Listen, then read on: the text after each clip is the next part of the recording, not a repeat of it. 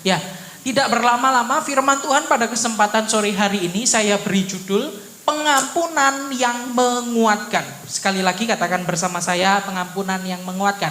2, 3. Pengampunan yang menguatkan. Ya, pengampunan tidak hanya menguatkan, tetapi dia juga memulihkan. Ya, kalau tema tahun ini, ya, kalau di tahun Natal tahun lalu dan tahun baru kita jelas sudah memiliki tema yang besar di atas. Bapak Saudara bisa lihat, pulih lebih cepat, bangkit lebih kuat. Bapak Saudara, perlu kita pahami, kita tidak akan bisa pulih lebih cepat, bangkit lebih kuat tanpa adanya pengampunan. Ya, tanpa ada pengampunan tidak ada kata-kata pemulihan. Tanpa pengampunan tidak ada kata-kata kebangkitan, ya.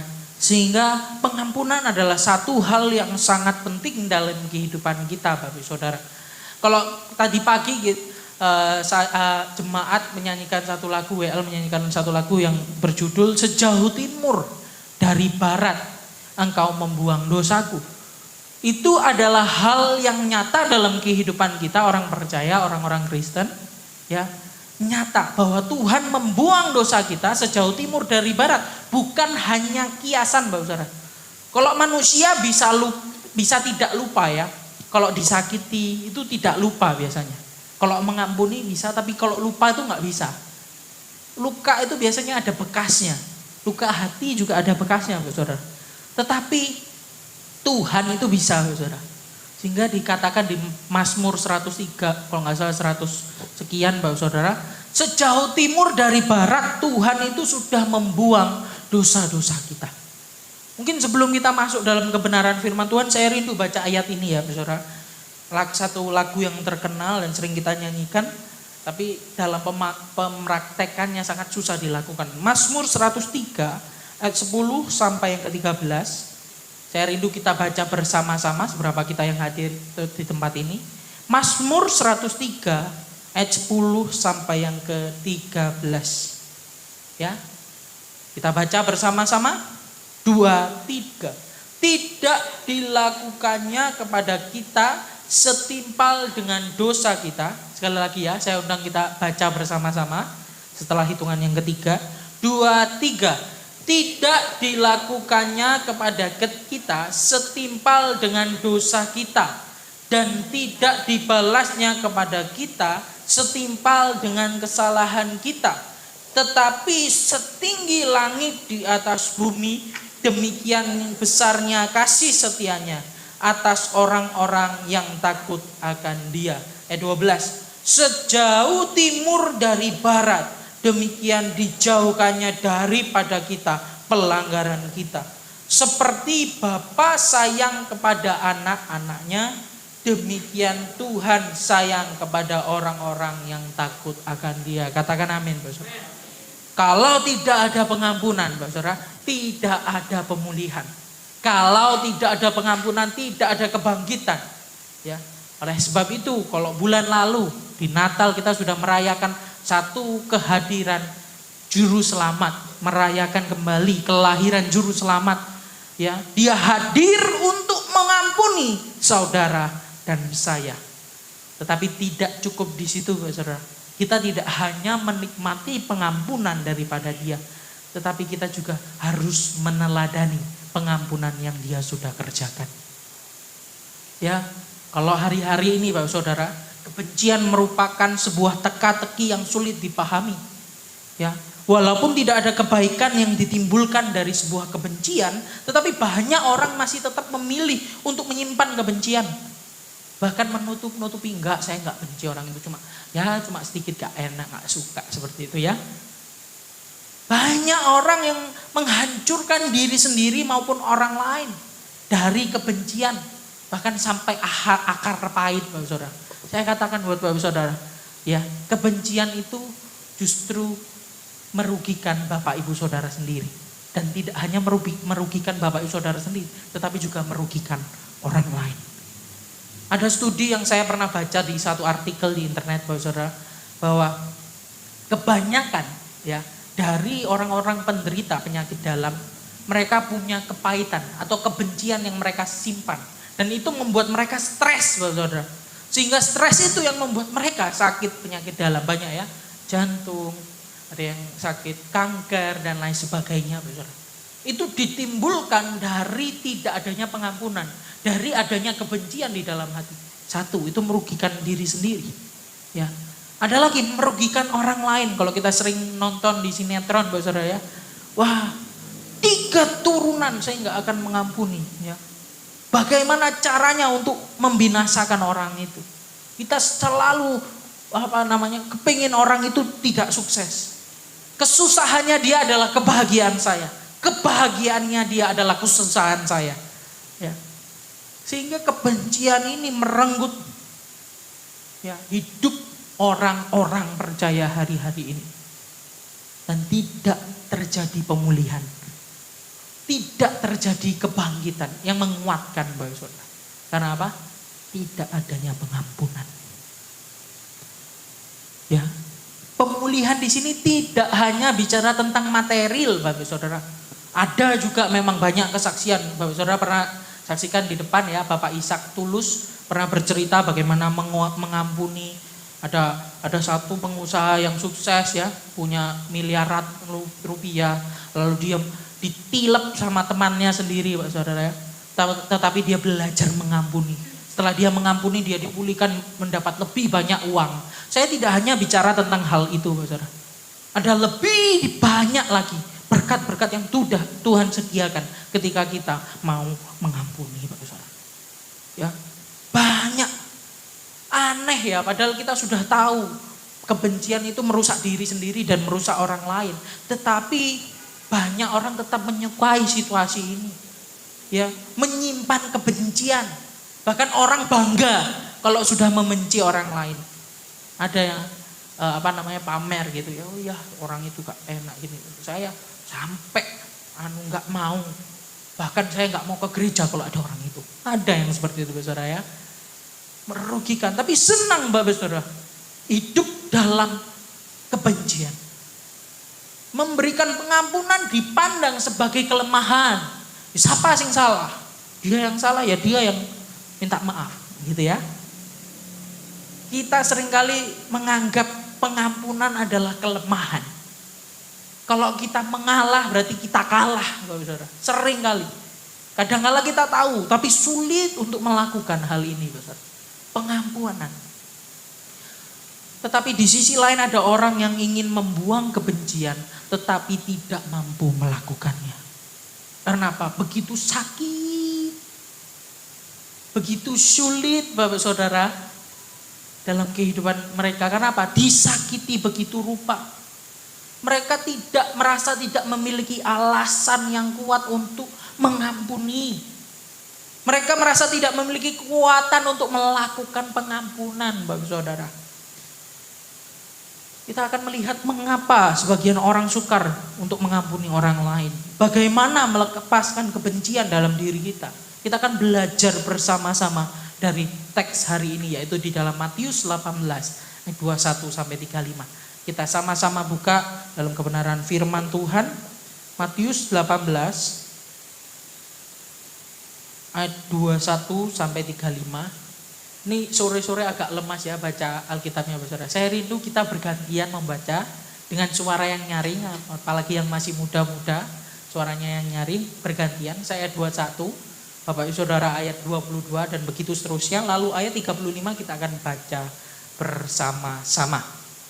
Ya, setelah hitungan yang ketiga, 2, 3. Kemudian datanglah Petrus dan berkata kepada Yesus, Tuhan, sampai berapa kalikah aku harus mengampuni saudaraku jika ia berbuat dosa terhadap aku? Sampai 7 kali? Berkata kepadanya, bukan, aku berkata kepadamu, bukan sampai 7 kali, melainkan sampai 70 kali 7 kali. Sebab hal kerajaan sorga seumpama seorang raja yang hendak mengadakan perhitungan dengan hamba-hambanya. Setelah ia mulai mengadakan perhitungan itu, dihadapkanlah kepadanya seorang yang berhutang 10.000 talenta. Tetapi karena orang itu tidak mampu melunaskan hutangnya, raja itu memerintahkan supaya dijual beserta anak istrinya dan segala miliknya untuk pembayaran hutangnya. Maka sujudlah hamba itu menyembah dia, katanya, sabarlah dahulu, segala hutangku akan kulunaskan. Lalu tergeraklah hati raja itu oleh belas kasihan akan hamba itu, sehingga ia membebaskan dan menghapuskan hutangnya.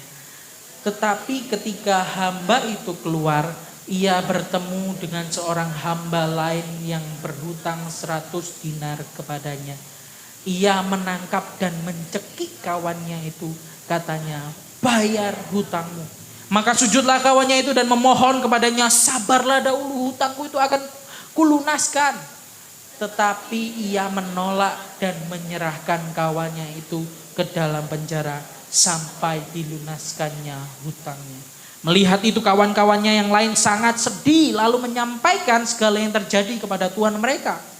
Raja itu menyuruh memanggil orang itu dan berkata kepadanya, hai hamba yang jahat, seluruh hutangmu telah kuhapuskan karena engkau memohonkannya kepadaku.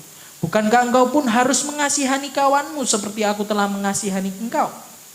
Maka marahlah tuannya itu dan menyerahkannya kepada Al-Guju sampai ia melunaskan seluruh hutangnya. Bersama-sama 2, 3. Maka Bapakku yang di sorga akan berbuat demikian juga terhadap kamu, apabila kamu masing-masing tidak mengampuni saudaramu dengan segenap hati.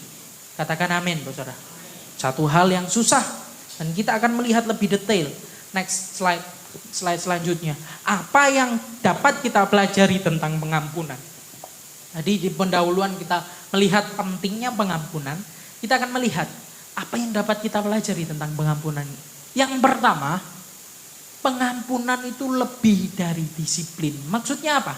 Di Matius 18 ayat 21 bagian A ini Petrus bertanya ya. Kemudian Petrus bertanya. Jadi kalau kita lihat konteksnya itu Petrus menanggapi Yesus di ayat-ayat sebelumnya. Di perikop sebelumnya. Dan waktu itu Yesus bicara tentang kedisiplinan. Jemaat itu harus didisiplin. Tujuannya apa? Supaya tidak terjadi penyelewengan dalam jemaat. Jadi kalau jemaat melanggar hukum-hukum Allah itu harus dikasih disiplin. Ya disekores, dihukum dan lain sebagainya, diperingatkan. Ya. Tetapi di sini Petrus menyanggah atau bertanya kepada Tuhan. Tuhan kalau begitu, ya berapa kali ya kita harus mengampuni saudara kita yang kita kasihi? Sehingga saya boleh katakan pengampunan itu lebih dari sekedar disiplin yang dikerjakan. Kadang-kala kita boleh mendisiplin, menegur orang di dalam gereja. Tetapi terlebih daripada itu lebih penting untuk setiap kita mengampuni, Bapak Saudara. Apalagi sesama pelayan, biasanya banyak sekali gesekan. Apalagi pelayan dengan jemaat, jemaat dengan pelayan. Pelayan dengan gembala, jemaat dengan gembala, gembala dengan semuanya. Ada begitu banyak intrik-intrik yang terjadi. Belum tentang gosip, Bapak Saudara. Wah, digosok makin sip. Kalau tidak terjadi pengampunan itu bisa membakar banyak hal. Menjalar, Bapak Saudara. Sehingga pengampunan ini penting, lebih penting dari sekedar teguran atau disiplin ilahi kalau saya boleh katakan. Karena dikatakan seperti apa ya? 70 kali 7. Bukan berarti Petrus ini gak ngerti pengampunan. Wah, Petrus ini saya boleh katakan bagus, Bapak.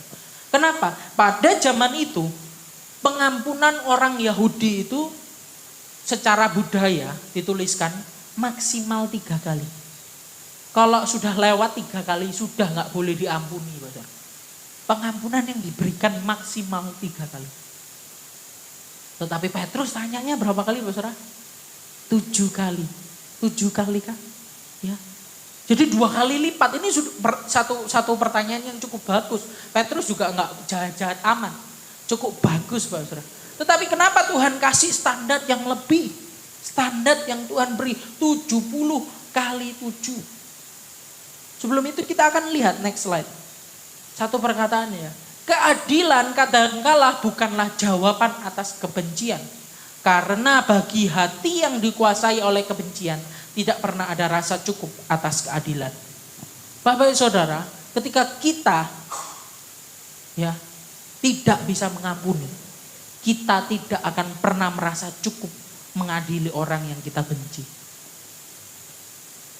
Ya, kadangkala keadilan sudah Tuhan berikan untuk orang yang menyakiti kita.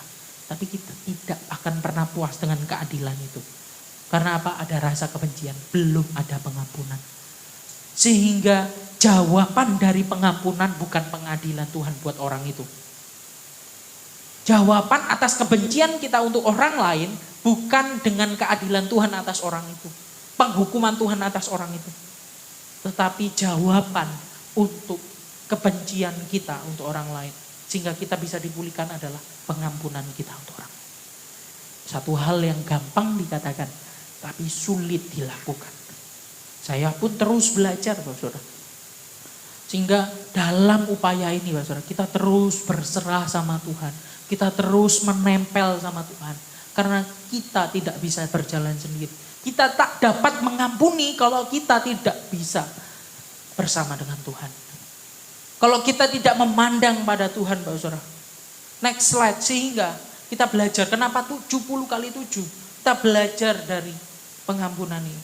Bahwa pengampunan itu tidak ada batasan. Dia tidak terbatas oleh budaya yang dikatakan oleh ahli orang-orang Yahudi, budaya Yahudi maksimal 3 kali. Wes ada orang ya, wes pokoknya kalau 3 kali kesalahan stop, saya gak akan pernah ngampuni lagi. Ada yang seperti itu. Tapi ajaran Yesus, ajaran Injil tidak ada batasan untuk pengampunan. Berat. Kalau kita mau ikut Yesus, ngomongnya enak, diberkati ya. Kita bisa nyanyi, aku diberkati, aku dilimpahi. Tapi pengampunan itu sulit. Ngikutin ajaran Yesus itu sulit, Bapak Saudara. Sehingga kita butuh Roh Kudus.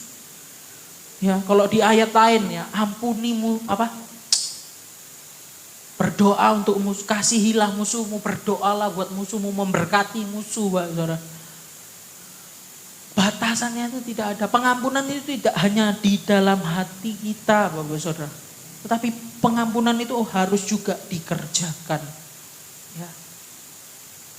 Sulit, tapi itulah tugas kita anak-anak Tuhan. Ya, kalau beberapa waktu yang lalu saya sempat khotbahkan di keluarga muda di Amsal 19 ayat yang ke-11. Ya, saya bacakan buat saudara, Bapak Saudara. Ya, Amsal yang ke-19 ayat yang ke-11. Akal budi membuat seseorang panjang sabar dan orang itu dipuji karena memaafkan pelanggaran. Bapak Saudara, ini adalah hikmat dari Amsal. Kita tidak bisa punya akal budi. Kita tidak bisa punya hikmat kalau kita tidak bersandar sama Tuhan. Kalau kita tidak menjadi pengikut Kristus. Tidak hanya menjadi label kita pengikut Kristus. Tapi kita harus ikuti ajarannya. Bahwa pengampunan tidak ada batasnya. Sehingga Amsal ini tidak salah. Akal budi, hikmat yang daripada Tuhan itu yang membuat seorang bisa panjang sabar. Dan orang itu dipuji karena memaafkan pelanggaran. Karena apa? Teladan kita. Teladan Yesus.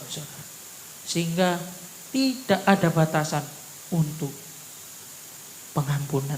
Sehingga kita boleh belajar. Next slide. Yang hatinya dikuasai oleh dosa. Pasti menginginkan pembalasan yang jauh melampaui yang seharusnya. Yang hatinya dikuasai oleh kasih karunia. Pasti rindu memberikan pengampunan yang melampaui batasan apapun. Mengapa bisa saya katakan seperti ini, Bapak Saudara? Kalau Bapak Saudara lebih jeli lagi ya. 70 kali 7 kalau dalam bahasa aslinya, Bapak Saudara. Itu juga dikatakan di perjanjian lama. Di mana? Di Kejadian pasal 4 ayat yang 24. Kita akan baca bersama-sama. Saya bacakan buat Bapak Saudara. Kejadian pasal 4 ayat yang ke-24. Ada seorang anak Kain, ya.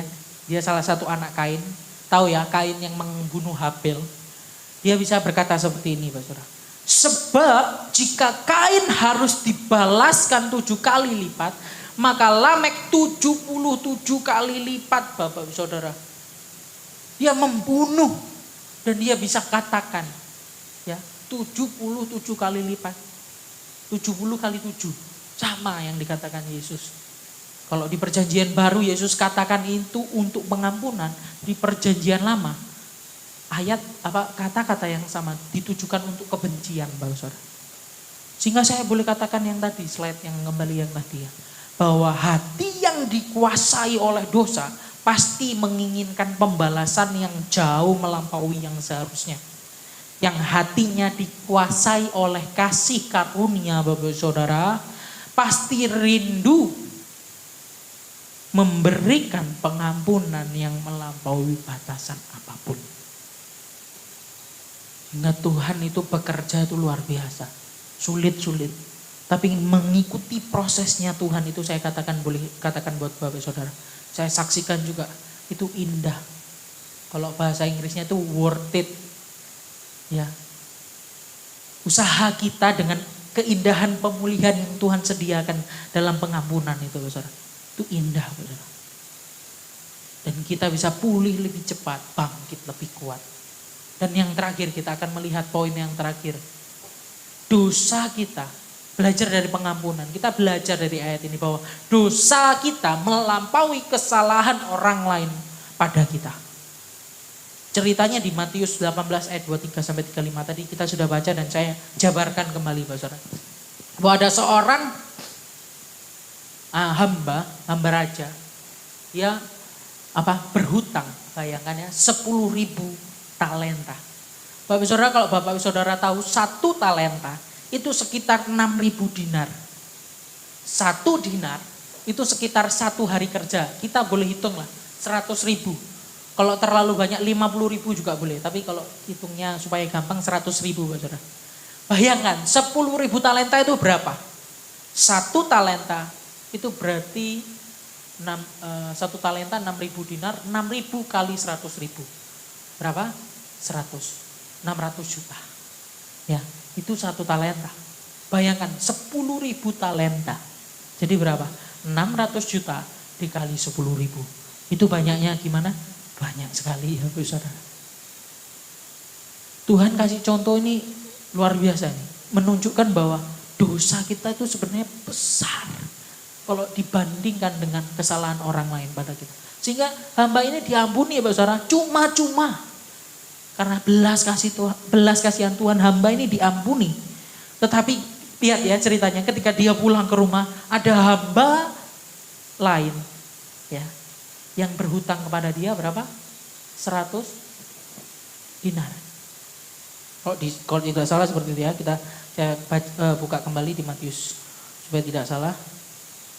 Matius 18 ayat yang ke 20, sekitar 20. Ya.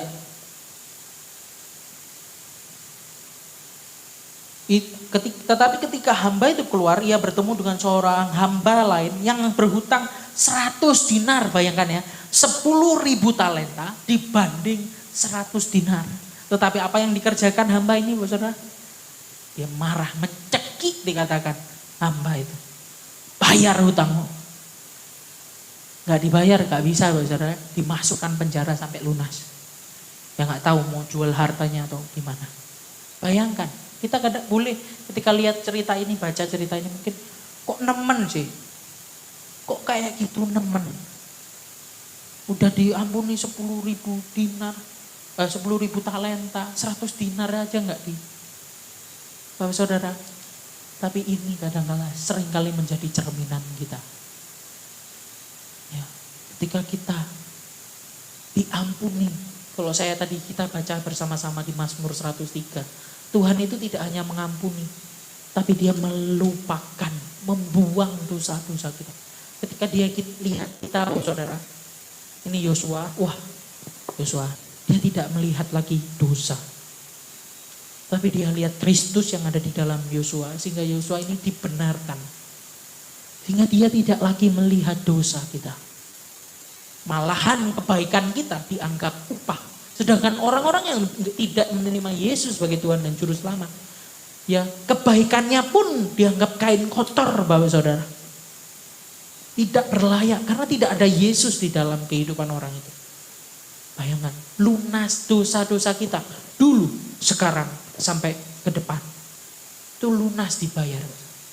Tetapi ketika kita ada orang-orang yang menyakiti kita, Bapak Saudara, yang kesakitannya itu tidak melebihi dari dosa-dosa kita. Jauh. Tuhan kasih gambaran ini ya. Jauh, Bapak Saudara. Tapi seringkali kita tidak mau mengampuni orang itu. Kita lebih puas menyakiti diri sendiri dengan membenci orang itu, Bapak Saudara. Sehingga orang-orang percaya banyak yang tidak bisa pulih lebih cepat. Tidak bisa bangkit lebih kuat. Kenapa? Hambatan satu ini, dosa. Kebencian dalam kehidupan orang. Padahal Tuhan tidak hanya mau memberkati kita, menyelamatkan kita, mengampuni kita, mati masuk surga. Tetapi di dalam kehidupan kita, Dia mau memberkati kita dengan kualitas hidup kerajaan Allah di bumi. Dengan cara apa? Mengampuni. Sehingga mungkin Bapak Saudara, semakin berat permasalahan Bapak Ibu Saudara, semakin berat Bapak Saudara untuk mengampuni orang itu. Berarti ada buah yang semakin manis ke depan yang Bapak Saudara bisa terima ketika Bapak Saudara sudah melewati proses itu, Bapak Saudara. Dan Tuhan, jangan lupakan, Tuhan selalu beserta kita. Ketika kita dapat melihat kepada Tuhan, ya, bukan kepada orang yang menyakiti kita, kita akan dimampukan untuk melakukan pengampunan. Next slide.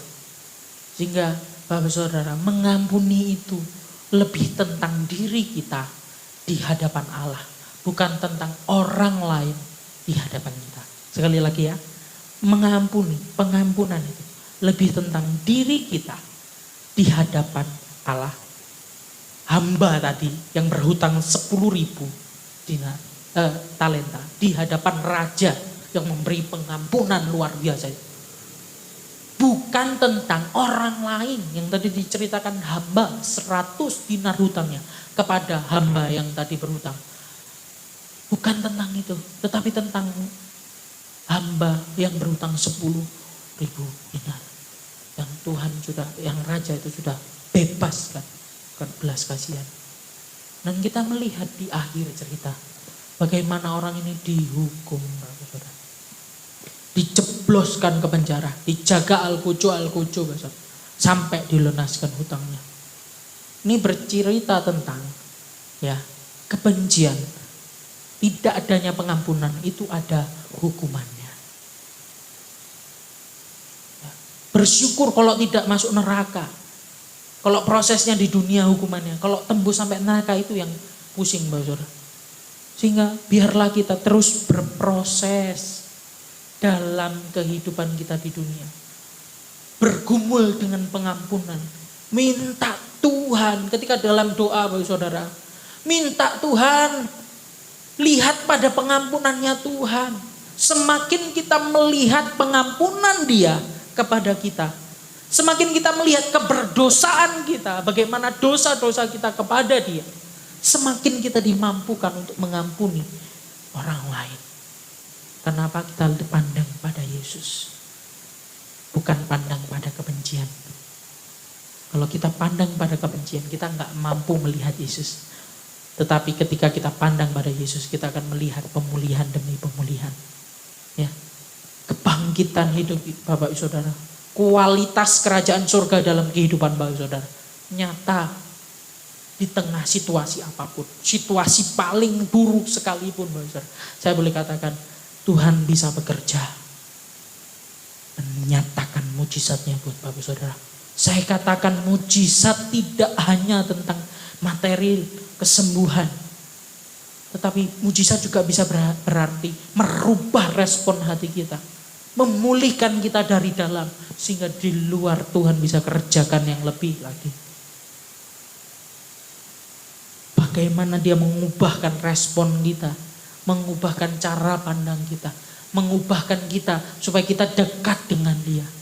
Karena lebih baik kalau dikatakan di Pemazmur Daud, Bapak Saudara, 1 hari di pelataranmu daripada 1000 hari di tempat lain. Ini satu metafora hiperbola yang luar biasa, Bapak Saudara. Karena apa? Daud merasakan Tuhan. Sudahkah kita merasakan Tuhan? Sudahkah kita mengenal Dia? Kalau Bapak Saudara sudah mengenal, Bapak Saudara, 1 hari di gereja itu, di rumah Tuhan, di baitnya Tuhan, tidak hanya di bait gereja ini ya, di hadiratnya Tuhan ketika Bapak Saudara berdoa di rumah, membangun bait, mesbah doa bersama keluarga, itu lebih berharga daripada 1000 hari di tempat lain. Karena apa? Pengampunan menghasilkan pemulihan. Bagaimana Daud bisa mengampuni anak-anaknya? Itu karena Roh Kudus bekerja dalam kehidupan Daud. Ya, bagaimana anak mau bunuh bapaknya, Bapak Saudara, dikejar-kejar, tapi dia mampu mengampuni. Karena apa?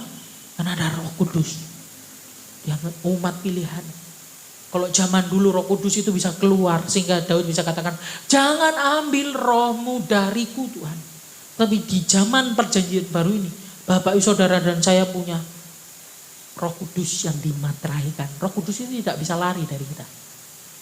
Ya, sehingga mari sama-sama ketika kita sudah terima Yesus Tuhan dan Juru Selamat, bangun mesbah. Ya, bergumul bersama Roh Kudus. Dan dia akan menghasilkan, akan menyatakan buah-buah yang luar biasa dalam Bapak Ibu Saudara. Sehingga penyucian yang Tuhan sediakan buat kita, ya, kita bisa kerjakan sampai akhir. Sehingga apapun yang kita kerjakan bisa mempermuliakan nama Tuhan. Nama Tuhan disenangkan dan siap kita bisa menjadi saksi. Dan upah kita besar di surga. Kiranya Tuhan Yesus memberkati. Saya undang pemain musik maju ke depan. Kita sama-sama nyanyikan sejauh timur dari barat. Engkau telah membuang dosaku. Dan kita melihat Bapak Saudara, bahwa rancangan Tuhan itu indah buat setiap kita. Dia sudah menyediakan anaknya yang tunggal buat kita. Memberikan teladan pengampunan yang luar biasa. Bayangkan di kayu salib dia bisa katakan, Tuhan ampuni, Bapa ampunilah mereka karena mereka tidak tahu apa yang mereka perbuat. Bapak. Barusan diludahi, Bapak Saudara. Ludahnya itu nyata loh. Ludah yang nyata, Bapak Saudara. Baru saja diinjak-injak. Diejek, Bapak Saudara. Bahkan baru saja ditinggal oleh 12 murid yang 3,5 tahun bersama-sama dengan dia. Ditinggal orang yang paling dikasih. Dikhianati. Dia dicium tetapi dijual. Bagaimana perasaannya? Kita melihat. Tapi dia bisa mengampuni. Sehingga teladan terbesar kita adalah dia, Bapak Saudara. Mau Bapak Saudara dipulihkan? Yang mau dipulihkan katakan amin. Yang mau dipulihkan katakan amin. Ya, sehingga minta Roh Kudus memampukan kita untuk berjalan dalam pengampunan. Saya berdoa buat Bapak Saudara yang mengalami beban yang sangat berat untuk mengampuni. Saya berdoa Bapak Saudara, ya, ada penyertaan Tuhan, pertolongan Tuhan. Tepat pada waktunya Tuhan, kairosnya Tuhan.